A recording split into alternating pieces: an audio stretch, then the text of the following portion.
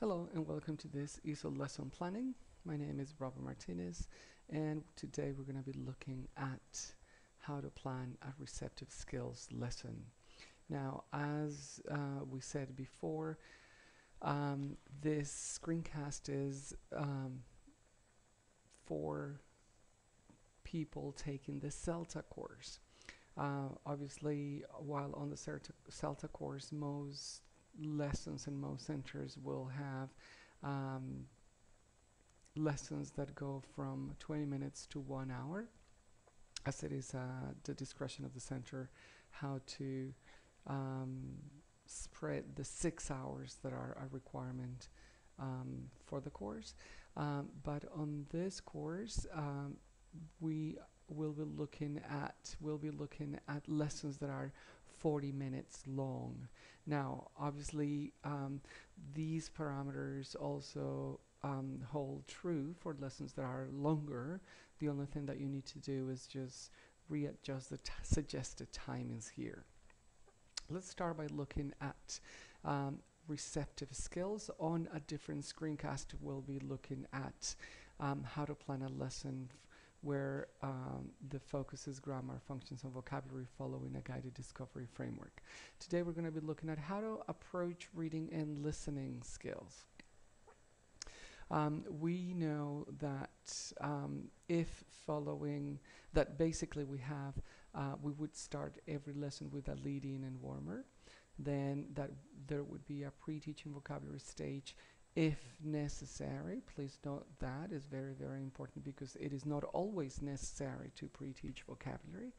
And then we would have a skimming or listening for gist stage.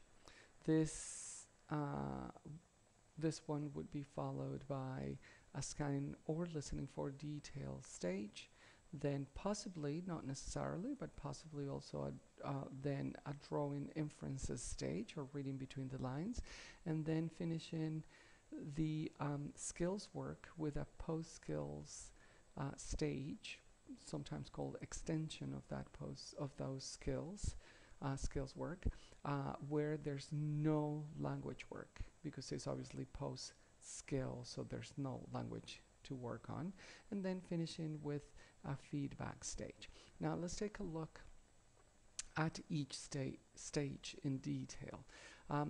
Lead-ins and warmers. Basically, the lead-ins are creative openings that have a positive effect on learning, as they increase concentration, increase imagination, stimulate curiosity, foster motivation, and develop creative responses. So you always want to make sure that your leading is like cutting the ribbon and entering a new place.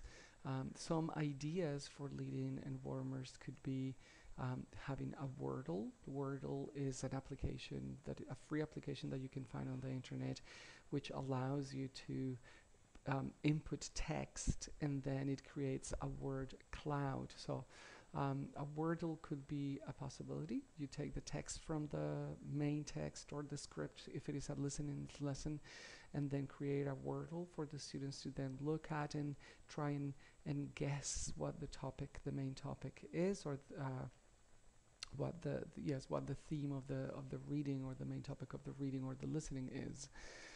You could also do an activity called hot and cold. Basically, you choose some words from the text, and then you give them to the students to classify them into hot and cold. Obviously, there are no right and wrong answers, but it's a nice activity that requires students to make decisions and to assess the vocabulary, and then decide whether they're hot or cold. You could also make them listen to or show them a short snippet of a song, maybe to make them think of the topic of the lesson, or the topic of the reading or listening, or the broad topic. You could also ask a couple of related questions. I don't know, for example, if the text is about shopping, then you could ask them some topic related questions, like When do you go shopping? What's your favorite shop? Um, do you go shopping by yourself or with someone else? What's your favorite shop, as I said before? And questions like that, like those topic related questions. Not necessarily related to the article, to the text that they're going to be reading or listening to, but topic related. Also, you could have visuals. You could give them a visual and ask them a couple of questions about the visuals. I don't know, for example, if it is shopping, lots of logos could be of brand names might be an idea, and then asking them to talk about their favorite brands, why not, if they agree that things are that branded goods should be expensive or not, and all through a visual basically. So using the visual to trigger their imagination. You could also have topic related noises. For example, with clip art, you have access to lots of different noises that sometimes may be related to the topic. For example, if you're reading or listening to a conversation where there's lots about traffic and all of that, you could have them listen to traffic typical noises, and then make them think about it. The warmer could be what's traffic like in your city? Do you like it? Not? What are the advantages? What are the disadvantages? So all of these are leading in warmer ideas. Warmer meaning that they have to do something. It's not just asking. It's not just answering a question that you ask them, because and then them responding to you, because then this is basically a teacher-centered approach, and probably not very good, because the ratio is probably going to be the number of students times you.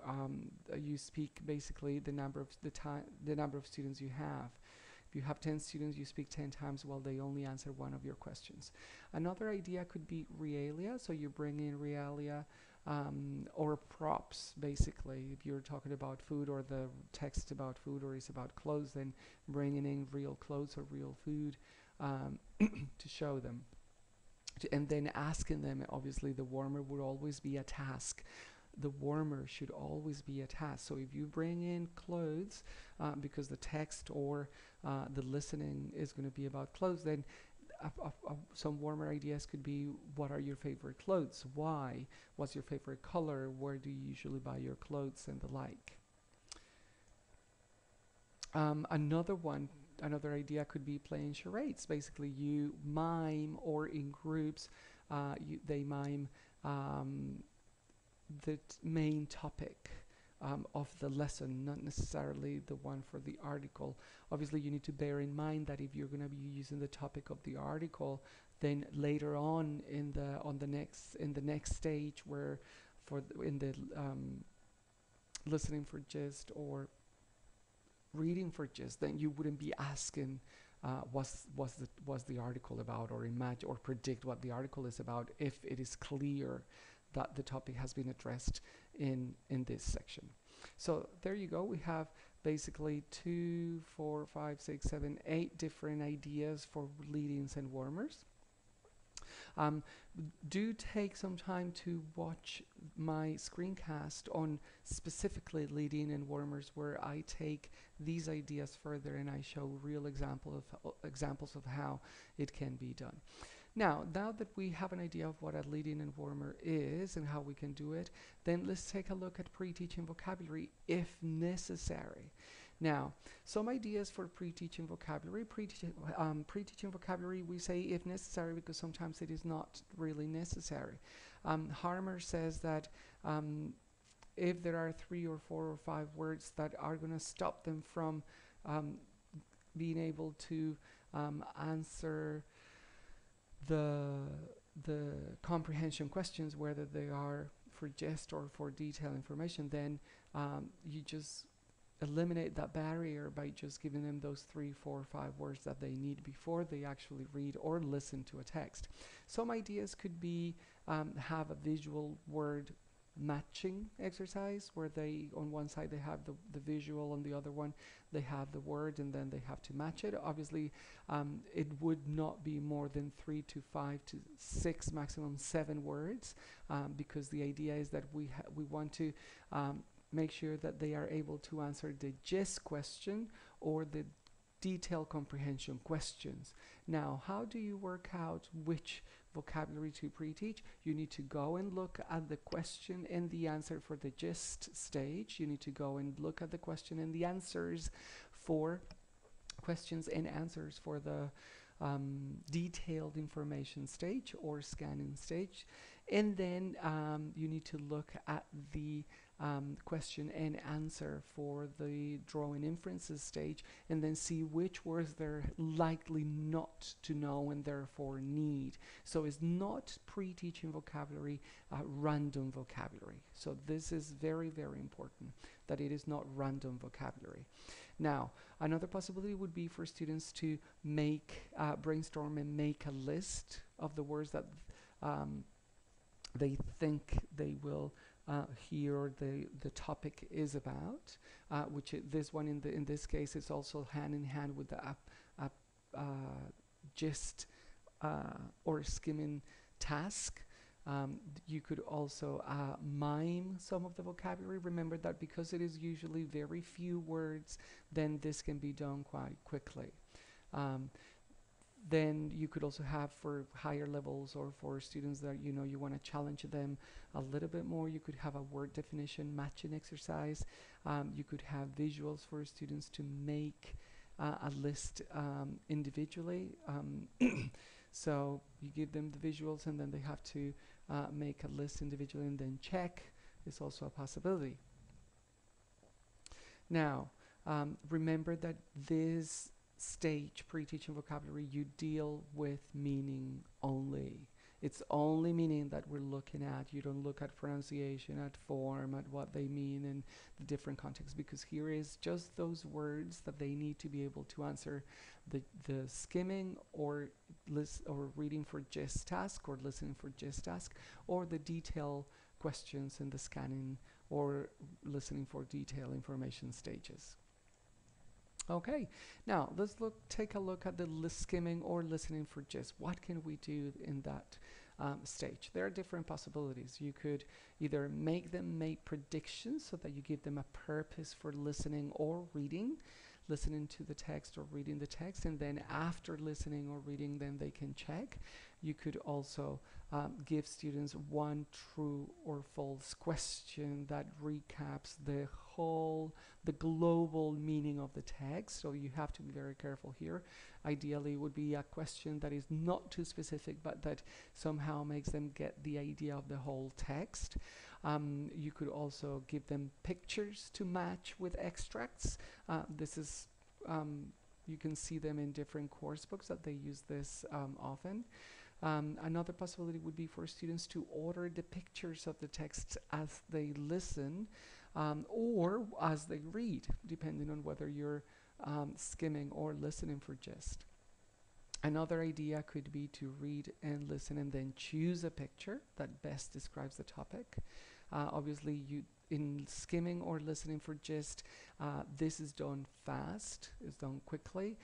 We tell students that they're listening or for gist or skimming for gist. The idea with developing this soft skill is that they read quickly to get the general idea or get a general understanding of the text, or whether it is spoken or written text. Another possibility would be to ask students to read and choose the heading or the summary. This is also done in some tests.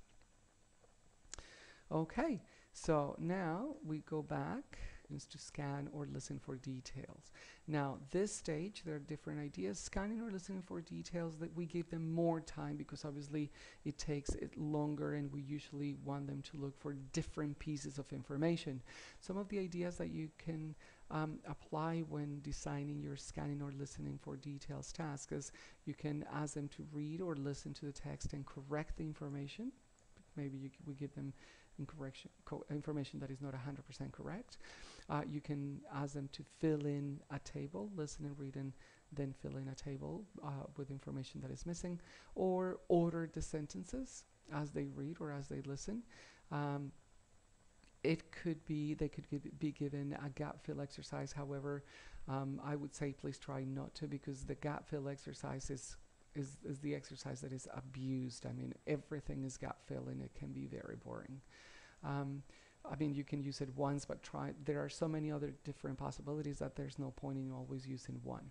They could also listen and then follow instructions. So while they're read or listen to the text, another possibility would be giving them a series of multiple choice questions or true/false questions for them to answer. So we have different types of exercises that you can come up with. Obviously, when you're looking at the course book, most course books already bring along, they incorporate either different types of exercises, but here you have some extra ideas for scanning or listening for details.